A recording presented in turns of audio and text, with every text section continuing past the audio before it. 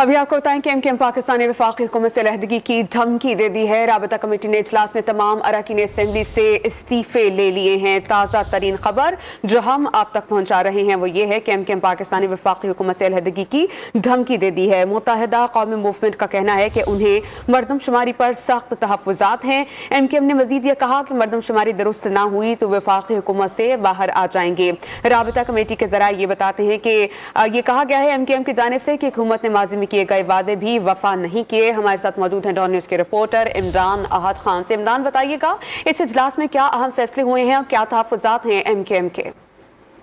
देखिए, एमकेएम राब्ता कमेटी के इजलास में अहम फैसले किए गए। तमाम अरकान असेंबली को राब्ता कमेटी ने यहाँ पर बुलवाया। पता कौमी असेंबली के अरकान से इस्तीफे लिए गए हैं। जराए एमकेएम राब्ता कमेटी ने हमें बताया है और उनका यही कहना है कि अगर मरदमशुमारी से तहफ़्फ़ुज़ात दूर नहीं किए तो एमकेएम वफाकी हुकूमत का हिस्सा नहीं रहेगी और तमाम इस्तीफे जो है वो कौमी असेंबली के जो स्पीकर है उनको जमा करवा दिए जाएंगे। इस्तीफे जमा करा दिए जाएंगे। इमरान, बहुत शुक्रिया आपका।